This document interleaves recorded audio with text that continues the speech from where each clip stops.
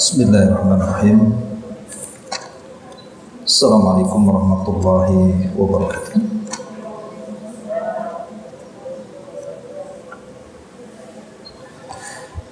Alhamdulillah wassalatu wassalamu ala Rasulillah wa ala alihi wa sahbihi wa mawalah wa la hawla wa la quwata illa billahi wa ba'd. Alhamdulillah, di pagi menjelang siang ini kembali kita bisa berkumpul untuk thalabul ilmi di Masjid Nurul Hidayah Muskop Karini. Salawat dan juga salam kita hadiahkan kepada Rasul kita Nabi besar Muhammad sallallahu alaihi wasallam. Baik, kita akan lanjutkan kajian kita, masih membahas kitab 175 Jalan Menuju Surga, dan kita masuk pada halaman ke-81 di poin ke-31, sebab-sebab turunnya ampunan. Nabi sallallahu alaihi wasallam bersabda di sini, inna min maujibatil maghfirati badlu as-salami wa husnul kalam. Sesungguhnya di antara sebab-sebab turunnya ampunan dari Allah adalah menyebarkan salam dan berbicara dengan kata-kata yang baik. Ma'asyiral muslimat yang dimuliakan Allah Subhanahu wa taala, bab ini ingin menjelaskan kepada kita tentang sebab-sebab kita mendapatkan ampunan dari Allah Subhanahu wa taala.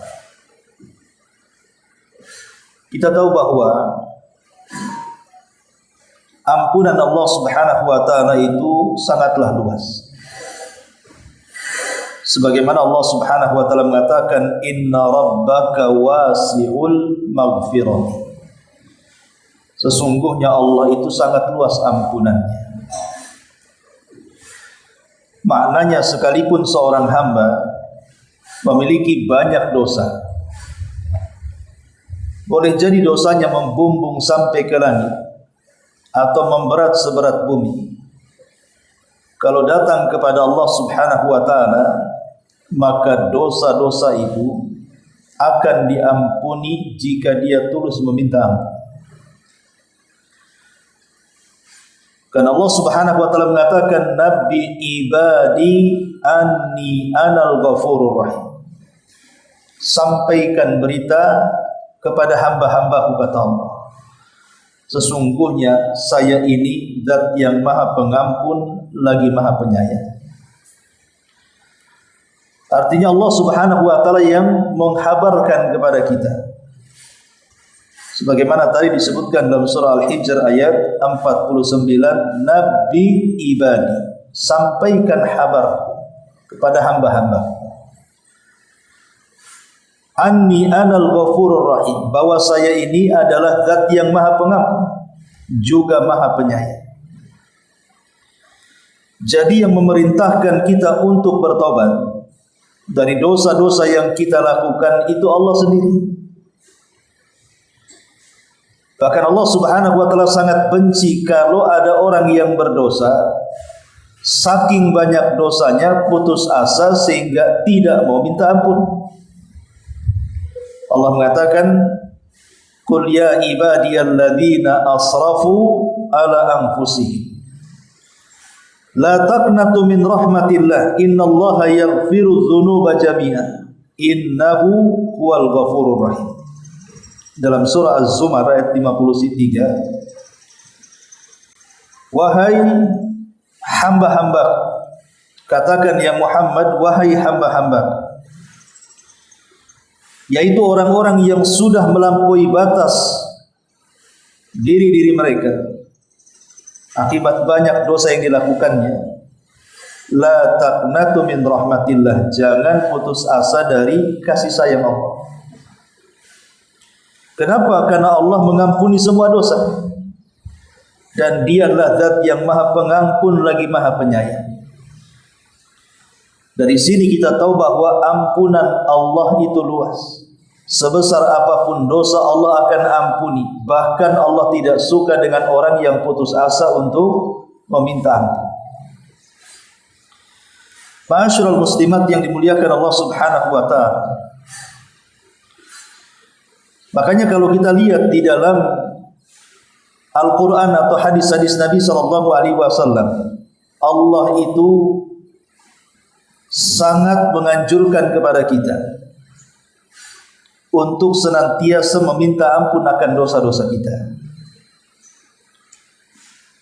Seperti contohnya, Allah Subhanahu wa taala mengatakan di dalam surah An-Nisa ayat 106, "Wastaghfirillaha innallaha kana ghafurar rahim." Mintalah ampun kepada Allah dari dosa-dosa, karena sesungguhnya Allah Zat yang Maha Pengampun lagi Maha Penyayang. Ayat ini adalah perintah langsung dari Allah kepada Nabi. Jadi Allah memerintahkan Nabi kita Muhammad SAW untuk senantiasa istighfar, meminta ampun akan dosa-dosanya kepada Allah Subhanahu wa taala. Lalu dosa apa yang dilakukan Nabi?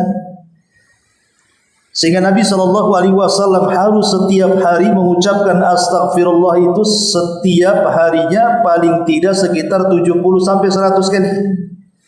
Dan itu setiap hari sampai beliau wafat. Dosa apa yang dilakukan Nabi SAW sebenarnya?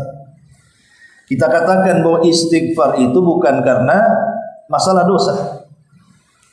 Istighfar itu bukan hanya semata-mata masalah dosa, tapi istighfar itu juga dilakukan karena kelalaian. Boleh jadi kita lalai solat, sudah solat tapi mungkin tidak khusyuk solatnya, sudah solat tapi mungkin kurang tumakninah solatnya, baca Quran belum becus tajwidnya, belum bagus suaranya, belum baik tahsinnya, atau mungkin berpuasa lisannya masih berdusta, menggibah dan yang semacamnya. Terkadang kita ada kelalaian dalam ibadah. Jadi istighfar itu tidak mesti kalau kita berzina baru istighfar, kalau kita judi baru istighfar, kalau kita minum khamar baru istighfar, kalau kita melakukan dosa baru istighfar. Tidak, istighfar juga bicara soal kelalaian dalam ibadah. Makanya Allah Subhanahu wa taala merintahkan nabinya untuk beristighfar, menunjukkan bahwa Allah Subhanahu wa taala itu Ghafur. Kemudian yang kedua, Allah Subhanahu wa taala memerintahkan meminta ampun atau istighfar kepada Allah Subhanahu wa taala, atau bertobat kepada Allah Subhanahu wa taala itu dengan perintah yang cepat. Artinya kalau kita melakukan kesalahan, jangan ditunda-tunda untuk bertobat. Allah mengatakan dalam surah Al-Imran 133, "Wasari'u ila maghfirati mir rabbikum." Bersegeralah kalian mencari ampunan dari Rabb kalian. Jadi jangan sampai menunda-nunda. Kalau sekarang kita berbuat salah, sekarang kita minta ampun. Wasari'u ila maghfirati mir rabbikum, dan ayat yang sama Al-Hadid 21, "Sabiqu ila maghfirati mir rabbikum." Bersegeralah kalian, berlomba-lombalah kalian di dalam mencari ampunan Rabb kalian. Dan yang ketiga, Allah sendiri yang membuka peluang ampunan. Kapan itu? Di sepertiga malam akhir. Allah Subhanahu wa taala disabdakan Nabi sallallahu alaihi wasallam, "Yanzilu rabbuna ila sama'id dunya fi kulli sulusil lailil akhir." Wa dzalika kulla lailatin. Jadi Allah Subhanahu wa taala turun dari ketinggian menuju langit dunia. Langit yang pertama yang kita lihat. Kemudian Allah turun di jam berapa? Di sepertiga malam akhir. Dan itu setiap malam.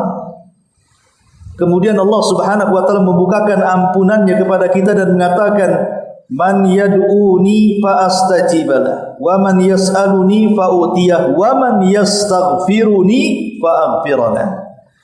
Siapa yang berdoa, ku kabulkan. Siapa yang minta, ku beri. Siapa yang minta ampun, istighfar, ku ampuni dosa-dosanya. Cukuplah 3 poin ini. Bahwa Allah Subhanahu wa taala memerintahkan nabinya untuk beristighfar. Bahwa Allah Subhanahu wa taala memerintahkan kita kaum muslimin untuk berlomba-lomba mencari ampunan dari Allah. Bahwasanya Allah Subhanahu wa taala membuka dengan tangannya ampunan dari hamba-hambanya. Ini semua menunjukkan bahwa Allah itu luas ampunannya. Jadi jangan sampai kemudian kita berpikir kalau kita berbuat dosa kemudian bertobat Allah tidak mengampuni. Tapi harus ada keyakinan bahwa dosa sebesar apapun Allah pasti senang dengan kedatangan kita saat kita bertobat kepada Allah Azza wa Jalla. Lah dalam bab ini pengarang ingin menyebutkan di antara sekian sebab. Bukan ini saja. Sebab-sebab mendapatkan ampunan Allah Azza wa Jalla itu banyak. Baik, kita akan bacakan secara singkat. Ini salah satunya. Yang pertama, tentu sebagaimana yang sudah saya katakan di awal, kalau ingin mendapatkan ampunan dari Allah Subhanahu wa taala, perbanyak istighfar. Perbanyak istighfar. Ini sebab pertama. Kemudian yang kedua, menjaga salat. Maksudnya salat 5 waktu. Karena Nabi SAW pernah mempermisalkan salat 5 waktu itu dengan sungai. Apa kata Nabi SAW? Ara'aitum law anna nahran bi babi ahadikum. Bagaimana pendapat kalian, kata Rasul, kalau di depan rumah ibu itu ada sungai? Buka pintu saja sudah sungai. Seperti yang terjadi di pedesaan-pedesaan gitu ya, yang masih asri, yang belum terkena polusi. Kita lihat banyak di desa-desa kalau zaman dulu ya, itu di samping rumahnya ada sungai dan jernih. Sungai. Ya Nabi SAW mengatakan, bagaimana pendapat kalian kalau buka pintu saja sudah ada sungai itu, dan sungainya sangat jernih sekali, langsung dari sumbernya, belum ada kotoran dan polusi. Kemudian kata Nabi SAW, yaghtasilu minhu kulla yaumin 5 marratin, dan kalian mandi setiap hari 5 kali. Jangan mandi 5 kali, 2 kali saja. Kalau betul mandinya bukan gaya bebek ya, tetapi betul-betul mandi, itu sudah bersih badan itu. Macam mana pula 5 kali? Pada masuk angin gitu. Tapi ini kinayah bahwa kalau 2 kali 3 kali mandi sehari saja bersih, macam mana pula mandi 5 kali dengan mandi yang benar? Tentu lebih bersih lagi. Kata Nabi SAW, itulah permisalan solat 5 waktu ketika membersihkan dosa-dosa kalian. Kalau kita betul-betul menjaga solat 5 waktu, maka akan membersihkan dosa-dosa kita sebagaimana kita mandi 5 kali tentu akan membersihkan kotoran kita. Maka di antara sebab ampunan adalah menjaga solat 5 waktu. Kemudian yang ketiga, muwafaqatul musalli lil hamdi ma'al malaikati akiba raf'i minar rukun. Yang ketiga adalah muwafaqah. Muwafaqah itu artinya seiringan orang yang salat itu dengan kalimat pujian bersama pujian para malaikat saat bangkit daripada ruku. Nabi mengatakan, "Idza qala al-imamu sami Allahu liman hamidah, faqulu Allahumma rabbana lakal hamdu. Fa innahu man wafaqa qawlahu qawlal malaikati ghufira lahu ma taqaddama min dhanbi."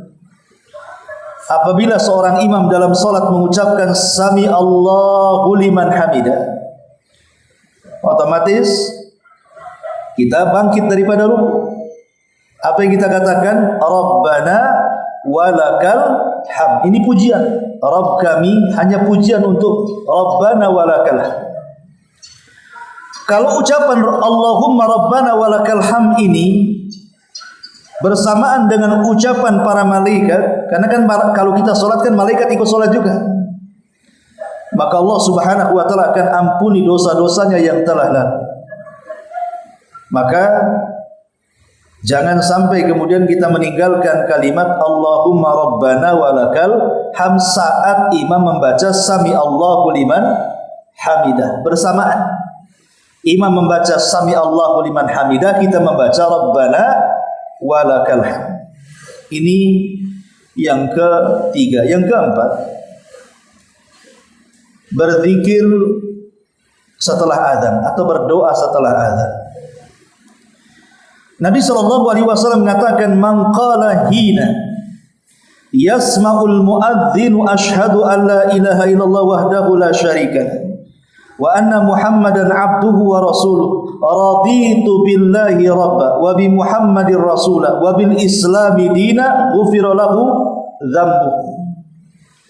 Siapa yang mendengar suara muadzin, siapa yang berkata saat mendengar suara muadzin berkumandang, dia pun mengatakan asyhadu an la ilaha illallah wahdahu la syarika lah wa asyhadu anna Muhammadan abduhu wa rasuluh.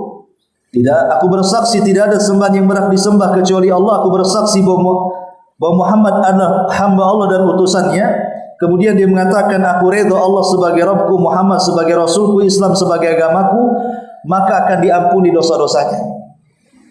Jadi ibu saat mendengar suara adzan, maksudnya selesai setelah adzan. Ada pemain di sini kan, ibu di sekitar masjid ini, muazin tadi sholat subuh atau nanti sholat zuhur berkumandang adzan. Selesai muadzin membaca adzan, ibu membaca apa? Asyhadu an la ilaha illallah wahdahu la syarika lah wa asyhadu anna Muhammadan abduhu wa rasuluh raditu billahi rabba wa bil islam wa bi Muhammadir rasula wa bil islami dina. Kemudian membaca doa setelah adzan, Allahumma rabba hadhihi da'wati tammah. Itu setelahnya, maka Allah Subhanahu wa Rasul mengatakan ghufira lahu ma taqaddama min dambi, maka dosa-dosanya akan diampuni. Ini di antara sebab keempat, sebab ampunan. Kemudian yang kelima, isbaghul wudu wal masyu ilal masajid, menyempurnakan wudu dan melangkahkan kaki ke masjid. Nabi SAW mengatakan, idza tawaddaa al-abdul muslim awil mu'min faghasala wajhahu kharaja min wajhi kullu khati'atin nazara ilaiha bi ainaihi ma'al ma'i aw ma'a akhiri qatratil ma'i fa idza ghasala yadayhi kharaja min yadayhi kullu khati'atin kana batashatha yadahu ma'al ma'i aw ma'a akhiri qatratil ma'i fa idza ghasala rijlaihi kharajat kullu khati'atin mashatha rijlahu ma'al ma'i aw ma'a akhiri qatrati minal ma'i hatta yakhruja naqiyan minadh-dhunub. Kemudian yang kelima adalah menyempurnakan wudu. Ya mungkin kalau laki-laki berwudu dalam maksud ke masjid ya sambil melangkahkan kaki ke masjid. Kalau perempuan kan di rumah saja. Walaupun ke masjid boleh ya, tapi afdolnya di rumah. Jadi ibu menyempurnakan wudu. Jadi betul-betul diperhatikan wudunya. Jangan wudu asal-asalan. Ya, apalagi banyak air, kenapa mesti asal-asalan? Ya betul-betul diperhatikan ketika mencuci tangannya, membasuh wajahnya, membasuh tangan kemudian kepala sampai kakinya, betul-betul diperhatikan, dilakukan dengan cara santai dan tidak tergesa-gesa. Apa kata Rasul?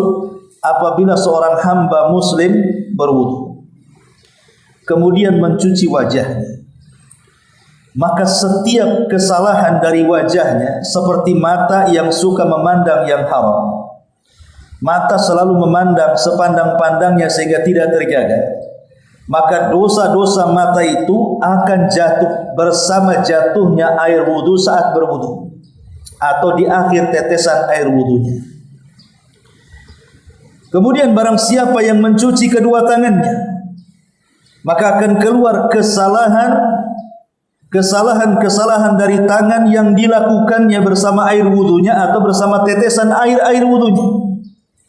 Pertama tetesan akhir air wudunya. Mungkin tangan ini pernah memukul, tangan ini pernah membiarkan yang harusnya dibela tidak dibela, tidak mau menolong orang, tidak mau mengangkat barang orang, dan tidak mau mengisyaratkan, tidak mau memberikan petunjuk, pokoknya tidak mau nolong orang istilahnya. Ada kecelakaan, bukannya berhenti dibantu, lewat saja kan gitu. Mungkin tangan kita banyak berdosa, tapi dengan wudu ini kesalahan tangan kita bisa dihapuskan dosa-dosanya dengan seiring air wudu yang menetes dari tangan kita. Kata Nabi, dan barang siapa yang mencuci kedua kakinya, mungkin ibu kakinya dilangkahkan ke tempat gibah ke tetangganya atau ke kawannya, entah untuk menggibah, untuk mendusta, untuk berzalim, menghina, mencaci, memaki, mengadu domba, pokoknya kakinya dilangkahkan entah kemana, ke tempat-tempat haram. Maka apabila dia mencuci kedua kakinya, keluar kesalahan-kesalahan kaki yang dilangkahkannya bersama air wudu atau akhir tetesan air wudunya, sampai betul-betul selesai keluar wudunya, dia pun bersih dari dosanya. Maka penting memperhatikan wudu, apalagi wudu bagian daripada syarat salat. Kemudian yang keenam, di antara sebab ampunan adalah al-adzan. Tentu ini bagi laki-laki ya. Kalau bagi perempuan bisa saja adzan sendiri, qomat sendiri, salat sendiri. Tidak pula kemudian pakai pengeras suara, tidak perlu. Boleh perempuan wanita azan di rumahnya saja. Tapi tidak usah buka jendela kemudian sengaja dikencangkan ke jendela tetangganya. Ya cukup dirinya saja dan keluarganya yang mau sholat gitu. Laki-laki kan ke masjid. Maka seorang muadzin untuk melaksanakan sholat 5 waktu itu, Nabi SAW mengatakan, innallaha wa malaikatahu yusalluna ala saffil muqaddam wal muadzin. Di sini wal muadzin yughfar lahu madda sautihi, dan seorang muadzin akan diampuni dosanya sejauh suaranya didengar manusia. Makin kencang suaranya makin banyak ampunannya. Makanya ibu kalau punya anak laki-laki, ajari adzan supaya dia menjadi muadzin di salah satu masjid atau mushola. Karena adzan itu bagian daripada asbab maghfirah. Kemudian yang nomor 7, taqwallahi azza wa jalla, bertakwa kepada Allah subhanahu wa ta'ala. Dan takwa itu artinya khauful abdi minallah fi sirri wal alan. Jadi hakikat takwa itu perasaan yang tertanam, rasa takut yang tertanam dalam hati, baik ketika ibu sendiri ataupun ketika ibu berada di keramaian. Jadi kalau ibu bisa menanamkan perasaan takut kepada Allah, baik ketika ibu sendiri atau dikala ibu berada di keramaian, tetap ibu menanamkan perasaan takut, berarti ibu seorang yang bertakwa. Karena ada orang yang ketika di keramaian orang, dia tidak akan bermaksiat karena malu dipandang orang. Tapi saat ibu bersendirian, ibu bermaksiat dengan handphonenya. Entah memandang sesuatu yang tidak boleh dipandang, entah melihat sesuatu yang tidak layak dilihat, entah menulis sesuatu yang tidak boleh ditulis, entah menyebarkan sesuatu yang tidak boleh disebarkan saat sendirian. Maka ketika di keramaian dia tidak maksiat, saat sendirian dia maksiat, itu bukan takwa artinya. Karena takwa itu menanamkan perasaan takut saat ibu sendiri ataupun di keramaian. Dan Nabi SAW mengatakan, dan Allah mengatakan dalam surah Al-Anfal ayat 29, ya ayyuhalladzina amanu in tattaqullaha yaj'al lakum furqana wa yukaffir ankum sayyi'atikum wa yaghfir lakum wallahu dzul fadlil adzim. Wahai orang-orang yang beriman, bertakwalah kepada Allah. Allah akan jadikan kalian pembeda antara hak dan yang batil. Allah akan hapuskan kesalahan kalian. Allah akan ampuni dosa-dosa kalian. Jadi takwa itu menyebabkan ampunan Allah. Kemudian yang kedelapan, berdoa setelah wudu. Berdoa setelah wudu. Nabi SAW mengatakan, ma minkum min ahadin yatawadda fayublighu aw yusbighu al-wudu'a summa yaqulu asyhadu an la ilaha illallah wa anna muhammadan abduhu wa rasuluh illa futihat lahu abwabul jannah ats-tsamaniyah yadkhulu min ayyi syaa'a, kata Rasul. Siapa di antara kalian berwudu dan dia sempurnakan wudunya, kemudian selesai berwudu dia ucapkan kalimat ini, asyhadu an la ilaha illallah wa anna muhammadan abduhu wa rasuluh. Cukup dua kalimat syahadat ini, kecuali pintu-pintu sorga yang 8 akan dibuka kepadanya. Kalimat pintu-pintu sorga akan dibukakan kepadanya menunjukkan apa? Menunjukkan orang yang masuk sorga itu tidak punya dosa. Karena kalau punya dosa itu nggak akan bisa masuk surga, kecuali kalau memang dapat syafaat atau rahmat dari Allah Subhanahu wa taala. Kemudian yang nomor 9, berzikir pada setiap saat. Nabi SAW mengatakan, ma'alal ardi ahadun yaqulu la ilaha illallah wallahu akbar wala haula wala quwata illa billah illa kufirat anhu khatayahu walau kanat mithla zabadil bahri. Tidaklah seorang pun yang hidup di permukaan bumi dan senantiasa mengucapkan 3 kalimat. 1, la ilaha illallah. 2, Allahu akbar. 3, la haula wala quwata illa billah.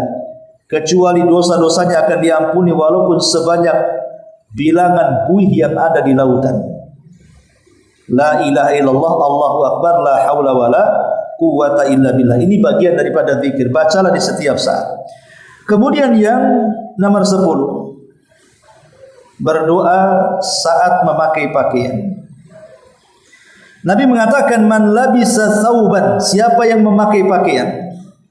Faqala, dia mengatakan, alhamdulillahilladzi kasani hadha thawba wa razaqanihi min ghairi haulin minni wala quwwah. Ghufira lahu ma taqaddama min dhanbi wa ma ta'akhkhar. Siapa yang memakai pakaian dan dia pun berdoa, ya alhamdulillah, segala puja dan puji hanya milik Allah yang telah memberikan pakaian kepadaku sehingga aku bisa menutup aurat, dan telah memberikan rizki kepadaku di mana tidak ada kekuatan kecuali milikku, milik Allah maksudnya, dan tidak ada daya dan kekuatan kecuali milik Allah Azza wa Jal, maka Allah akan ampuni dosa-dosanya. Doa selepas menggunakan pakaian. Kemudian yang nomor 11 adalah zikir setelah atau doa setelah makan. Jangan lupa Bu, berdoa setelah makan. Walaupun ini perkara remeh, tapi lihat kata Nabi SAW, man akala ta'aman summa qala alhamdulillahilladzi at'amani hadha ta'am wa razaqanihi bi ghairi haulin wala quwwah ghufira lahu ma taqaddama min dhanbi. Siapa yang selesai makan kemudian dia mengucapkan alhamdulillahilladzi at'amani hadha ta'am wa razaqanihi min ghairi haulin minni wala quwwah, kecuali Allah akan ampuni dosa-dosanya. Kemudian yang nomor 12, melangkahkan kaki ke masjid. Ini bagi laki-laki. Nabi SAW mengatakan, man tatahhara fi baiti, siapa yang mengambil wudu di rumahnya. Jadi ibu ingatkan bapak yang mau ke masjid itu suruh wudu di rumah dulu. Summa masya ila baiti min buyutillah, kemudian berjalan di salah satu rumah daripada rumah-rumah Allah alias masjid, liyaqdiya faridatan min faraidillah, untuk melaksanakan kewajiban dari kewajiban Allah, maksudnya salat 5 waktu. Kanat khutuwatahu ihdahuma tahuttu khati'a wal ukhra tarfa'u darajah, kecuali langkah kakinya Satu langkah kakinya menghapus kesalahannya, satu langkah kakinya mengangkat derajatnya. Begitu banyak langkah, begitu banyak dosa yang dihapuskannya, dan begitu banyak derajat yang akan diangkatnya. Suruh aja suami keliling-keliling sini ya. Kan masjidnya dekat saja kan, putar-putar saja, tapi jangan datang setelah salam bulan. Kemudian yang 13, berzikir setelah sholat. Nah, ini juga bisa dilakukan ibu-ibu. Habis sholat 5 waktu, maka berzikirlah dengan zikir kata Rasul, man sabbahallaha fi duburi kulli salatin thalathan wa thalathin wa hamidallaha thalathan wa thalathin wa kabbarallaha thalathan wa thalathin fatilka tis'atan wa tis'un wa qala tamamul mi'ati la ilaha illallah wahdahu la syarika la lahul mulku wa lahul hamdu wa huwa ala kulli syai'in qadir ghufirat khatayahu wa in kanat mithla zabadil bahri. Jadi zikir setelah salat maksudnya ibu bertasbih, bertahmid dan bertakbir. Ya paling sedikit buat 10-10 kalau ibu lagi malas. Ya paling sedikit dibuat 10-10. Tasbih 10, takbir 10, tahmid 10, itu paling sedikit. Tapi kalau ingin sempurna, lakukan seperti yang disabdakan dalam hadis ini, di mana 33 kali, tasbih 33 kali, takbir 33 kali, tahmid genapkan dengan la ilaha illallah, maka dosa sebanyak buih di lautan akan dihancurkan oleh Allah Azza wa Jalla. Kemudian selanjutnya adalah khasyatullah fi sirri wal alan. Tadi sudah dijelaskan, ya sama dengan takwa, takut kepada Allah dalam kondisi takut dan terang-terangan. Termasuk juga qiyamul lail. Tahajud itu bisa menggugurkan dosa-dosa kita. Karena Rasul yang mengatakan alaikum bi qiyamil lail fa innahu da'bus salihin qablakum wa huwa qurbatun ila rabbikum wa mukaffiratun lisayyi'atikum wa manhakum lil itsmi. Wajib saya anjurkan kalian untuk senantiasa menegakkan qiyamul lail. Ingat, qiyamul lail beda dengan tahajud. Qiyamul lail itu lebih umum dibandingkan tahajud, karena setiap tahajud qiyamul lail, tidak setiap qiyamul lail harus tahajud. Ya. Qiyamul lail itu orang yang melakukan 5 perkara atau salah satu dari 5 perkara, dia sudah qiyamul lail. Pertama, berdoa setelah bangun tidur. Kemudian yang kedua, berwudu. Kemudian yang ketiga, salat. Kemudian yang keempat, baca Quran. Dan yang kelima, berdoa. Yang kelima, istighfar, meminta ampun kepada Allah Azza wa Jalla. Pertama, berdoa atau berzikir setelah bangun. Kemudian yang kedua, berwudu. Yang ketiga, salat, tahajud. Kemudian yang kelima, qiraatul Quran. Kemudian yang terakhir, istighfar, meminta ampun. Kalau memang ibu tidak bisa melaksanakan 5-5-nya, ambil salah satunya. Ibu bisa tahajud saja, ibu bisa baca Quran saja, ibu bisa istighfar saja, ibu ambil wudu saja, kemudian tidur lagi. Namanya ibu terbangun tengah malam, ya memang tidak ada niat tahajud, hanya terbangun karena ingin kencing kedinginan, maka sambil kencing, habis kencing ibu bisa berwudu, kemudian tidur lagi. Ya. Atau bisa ibu baca istighfar 3 kali, itu sudah dianggap qiyamul lail gitu. Maka Nabi SAW mengatakan, alaikum bi qiyamil lail. Jagalah oleh kalian qiyamul lail. Karena qiyamul lail itu adat istiadat orang-orang soleh sebelum kalian. Dan qiyamul lail itu cara mendekatkan diri kalian kepada Rabb kalian, cara menghilangkan kesalahan kalian, dan cara menggugurkan dosa-dosa kalian. Menunjukkan qiyamul lail bagian daripada asbab maghfiratul dzunub. Kemudian yang selanjutnya juga adalah as-sabru 'alal bala. Sabar ketika dapat ujian. Sabar ketika dapat ujian. Ujian macam-macam, entah ujian kesehatan, ujian ekonomi, ujian anak-anak, ujian suami, ujian tetangga, macam-macam kan ujian itu. Ibu sabar, maka kesabaran itu akan membuahkan hasil di mana tanpa sadar ibu tidak banyak beramal soleh, tapi dosa-dosanya sudah diampuni. Sabar itu tidak harus seperti sholat. harus berwudu, kemudian capek gitu ya, jungkir balik dengan bacaannya, tidak harus lapar dengan puasa dari pagi sampai sorenya, tidak harus dengan haji, tidak, sabar itu diam saja. Karena sabar itu bukan amalan badan, sabar itu amalan hati. Makanya diam saja, hati yang beramal. Dengan cara apa? Memasrahkan seluruh urusan kepada Allah. Kalau itu bentuk musibah, kita katakan inna lillahi wa inna ilaihi raji'un, dan itu diletakkan dalam hati kita. Oh, semua datang dari Allah, ya sudah, terserah Allah. Kemudian juga di antara hal-hal yang bisa menghilangkan ataupun sebab-sebab ampunan adalah salat sunnah, terutama sunnah rawatib yang 12 itu. Kemudian juga termasuk tatawu saum, puasa sunnah. Apakah puasa Arafah kemarin, Dzulhijjah, yang menghapuskan dosa setahun yang lalu dan dosa tahun kemudian, ataupun puasa Muharram yang menghapuskan dosa setahun gitu ya, atau puasa-puasa yang lainnya. Maka puasa sunnah itu bagian daripada sebab seseorang mendapatkan ampunan dari Allah Subhanahu wa taala.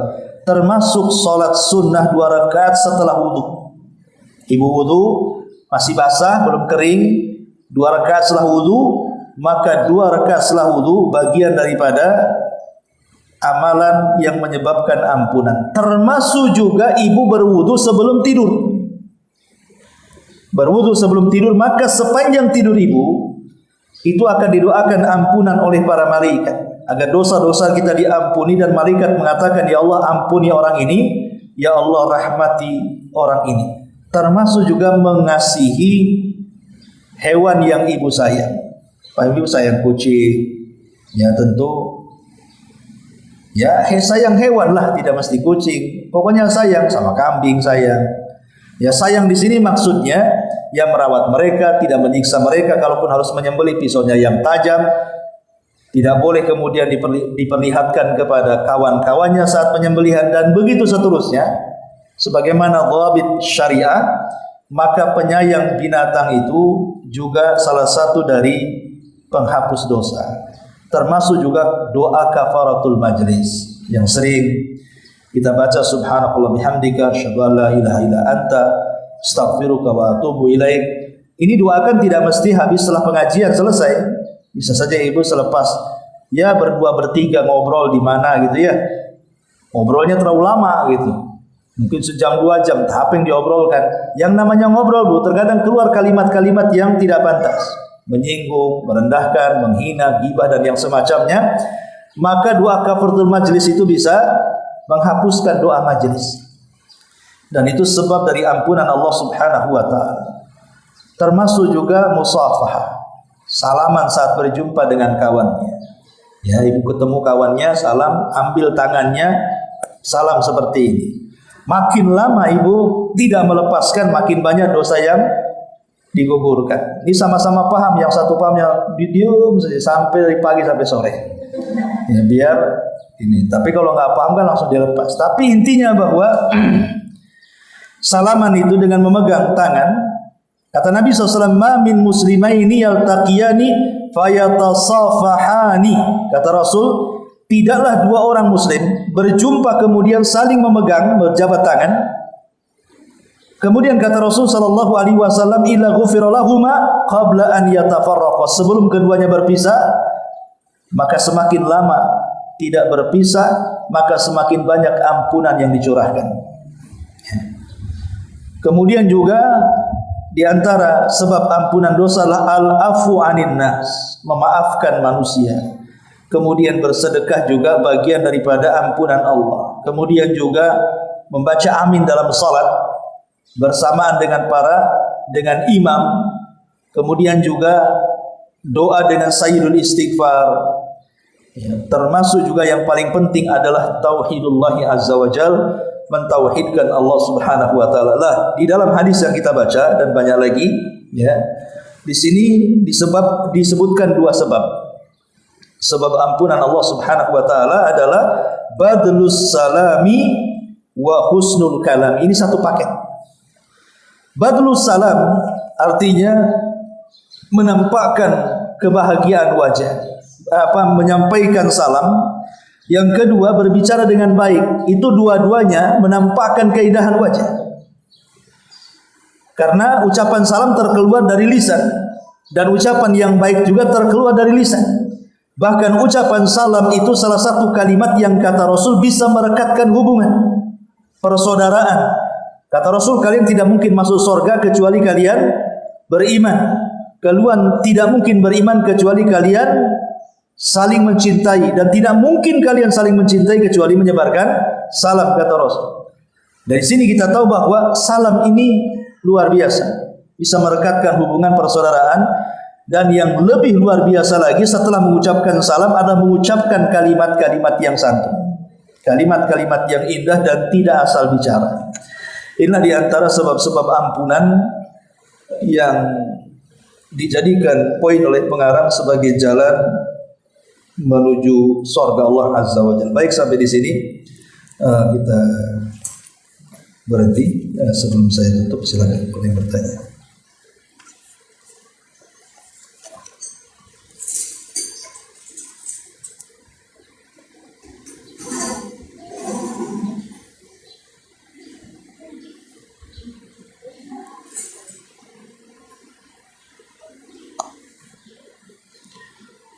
Ada pertanyaan dari YouTube ini. Alhamdulillah, ana mau tanya Ustaz.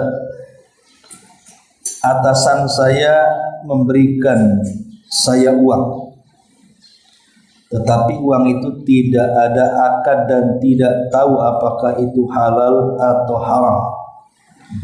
Jika saya tanya, jawabannya hanya rezeki dari Allah. Apakah saya terima uangnya? Ya terima sajalah. Yang jelas dipastikan uang itu bukan uang korupsi, dipastikan uang itu bukan uang haram, ya, dan dia tulus untuk memberikannya dan tidak ada kecurigaan. Kecurigaan yang lainnya, memang dia ingin berbagi rezeki umpamanya kan. Bukan dia saja yang diberi, yang lain juga sama gitu. Ya tidak ada masalah, wallahu a'lam.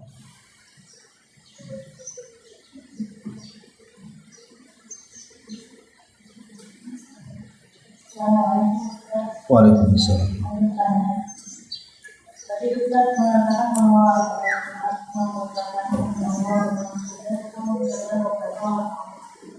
bagaimana dengan bacaan apakah benar ini boleh diucapkan atau hanya saat kasus orang setelah ruku itu? Baca setelah ruku? Iya, maksudnya ketika ruku, ketika sami Allah liman hamidah, dan Allahumma rabbana walakal hamdan katsiran thayyiban barakan, tidak ada masalah, memang betul ada riwayatnya. Itu tambahan yang sahih. Bisa Allahumma walakal hamd atau rabbana walakal hamd, bisa ditambah hamdan katsiran thayyiban barakan, itu ada riwayatnya sahih. Ya, dan lebih baik lagi kalau itu bisa dibaca. Allah. Iya. Baik, kalau tidak ada, kita tutup dengan doa kafaratul majlis. Subhanaka bihamdika asyhadu an la ilaha illa anta astaghfiruka wa atubu ilaik. Allahu ta'ala alam. Assalamualaikum warahmatullahi wabarakatuh.